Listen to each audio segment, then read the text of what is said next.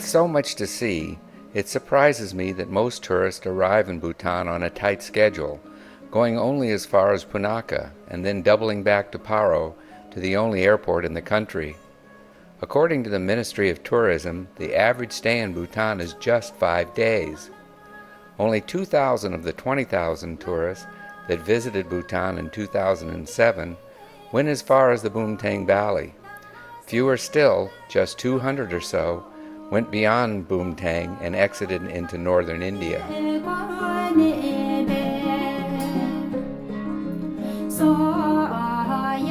So we have arranged a cross-country tour for intrepid travelers who enjoy the road less traveled.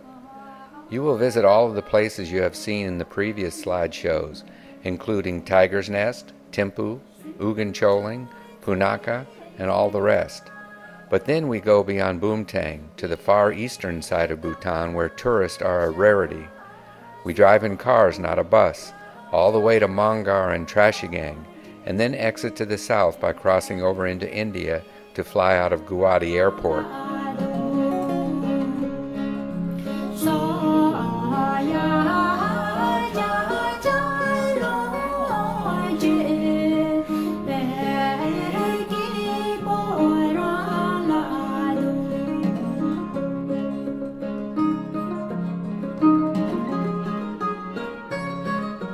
Since this tour does not visit a formal festival, we make up for it, and then some, by having our own mini-festivals in Ugan Choling and Trashigang.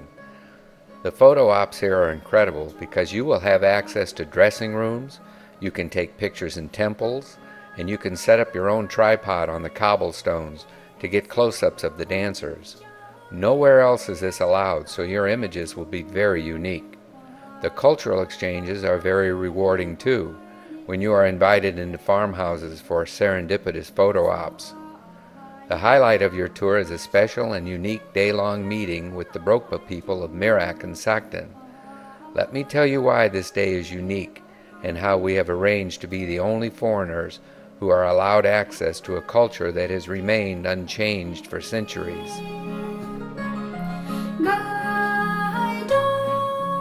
When Bhutan first modernized in the 1970s, one area was chosen to be kept off limits to foreign visitors in an effort to keep the 3,000 yak herders who live there locked in a cultural museum. The Brokpa people of Sakten and Mirak, two valleys in far eastern Bhutan, almost to the Indian border, are still today cut off from modernization and tourism dollars by government policies that restrict visitors to just a few anthropologists. There are no roads or electricity, and it's a 2-day trek through high mountain passes to get there.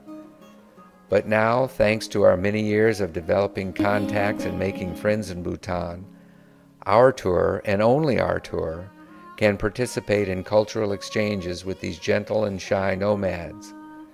We have arranged for 20 Brokpas and their children to make the trek from their home and meet us at a small temple in a tiny village in Trashigang, where they will perform a unique mini-festival just for our photographers.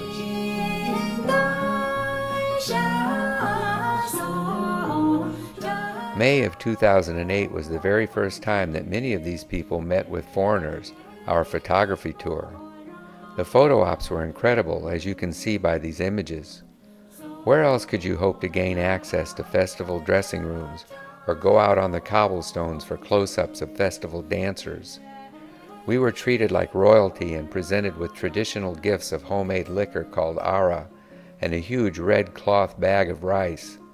We reciprocated with 2 cases of Red Panda beer, something the Brokpas relish but don't usually bring back to their village because of the weight.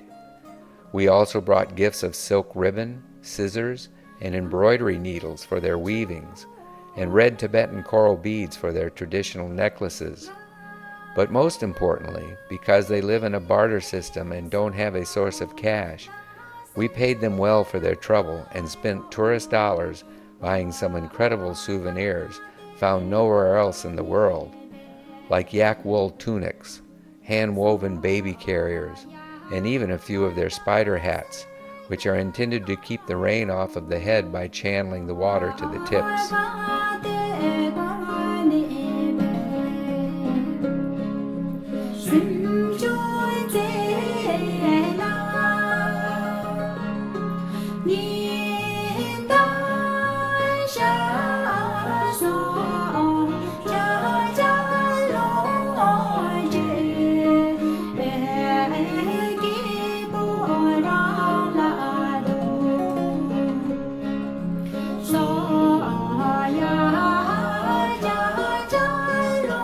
In the 3 days surrounding this event, we venture out for photo ops, visit area landmarks, and have lots of cultural exchanges. We stay at a very charming Bhutanese guest house with all the modern conveniences, including electricity to charge batteries and very wholesome food. It overlooks the Zong and evening sunset views from the porch, with drinks and snacks before dinner, is a favorite time of day. After our stay in Tashigang, we spend the last day driving south to the Bhutanese border town of Sandrukjankar, spend one night there, and then drive 2 hours through India to the Guwahati airport and our flight back to Bangkok. The cross-country photographer's tour to Bhutan is a one-of-a-kind adventure of a lifetime. The itinerary has no equal, not even close. If you want to get images of the authentic Bhutan before it fades into the fog of globalization, then go to rainbowphototours.com and click on reservations. This is Robin Smiley, and I look forward to meeting you in the Bangkok airport for our flight to Bhutan.